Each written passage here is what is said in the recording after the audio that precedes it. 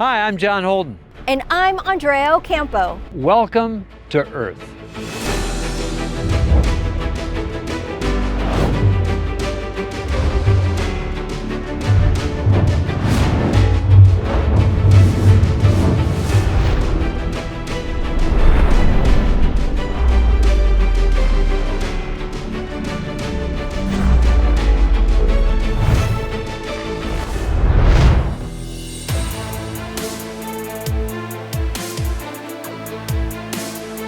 Fresh water is our planet's most precious natural resource, and it's one of the most affected by climate change.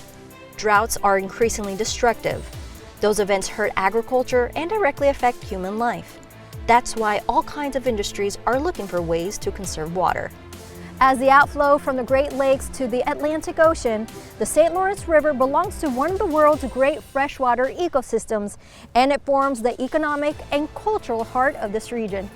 The St. Lawrence traverses the Canadian provinces of Quebec and Ontario, creating a natural border with New York. Along the way, this majestic river provides drinking water to 4 million people. But with today's aging infrastructure, treating water to make it safe to drink and getting that water into homes has become a challenge. It's shocking to hear, but almost 3 trillion gallons of potable water leak from old, corroded metal and cement pipes in the U.S. every year. Unfortunately, we're in a situation in North America where our infrastructure is falling apart, largely due to corrosion. Various studies done annually by the ASCE, the American Society of Civil Engineers, shows a D- rating for our infrastructure. So we need to put a lot of money into upgrading our systems because they are breaking and falling apart. This plant behind me, Westlake Corporation, produces chlorine from salt water. They also make other products that help municipalities supplying clean drinking water. In simple terms, electrolysis is passing an electric current through a liquid solution to get a chemical reaction. In our case, that liquid solution is brine, and brine is nothing but salt water. We have water from the river, natural resource. That water feeds the power plant. So the power that we get into our brine is actual hydroelectric power. That's very important because you're not using any fossil fuels for that chemical reaction. The 3 products that we get, the chlorine, the caustic soda, and the hydrogen, you have several sustainability components related to that.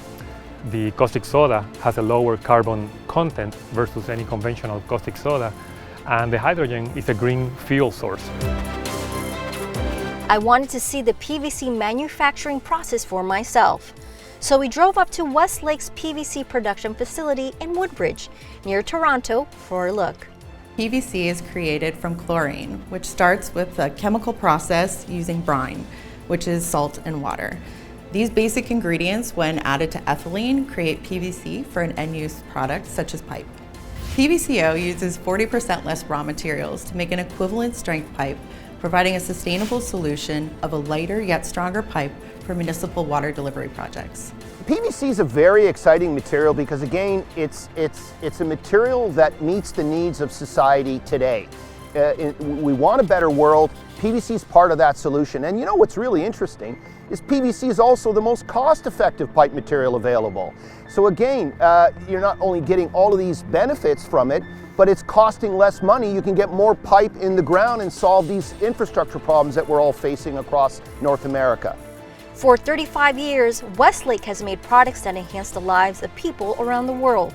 Plastic wrap that keeps food fresh, medical products like IV bags and tubes, and as we know now, pipes that keep fresh, safe drinking water flowing. PVC pipe has the lowest carbon footprint of all piping materials, both from the source, getting the resources, as well as manufacturing and installation. We're the only piping material to have undertaken an environmental product declaration. Now, what did that mean? That's a full disclosure of all the impacts that our material has in the manufacturing, resource extraction, installation, and use phases. When we pour a glass of water from the faucet, we don't often think about how it got into the glass or who made sure it was safe to drink. But that's the beauty of it. It's the commonality of such things that make them so valuable.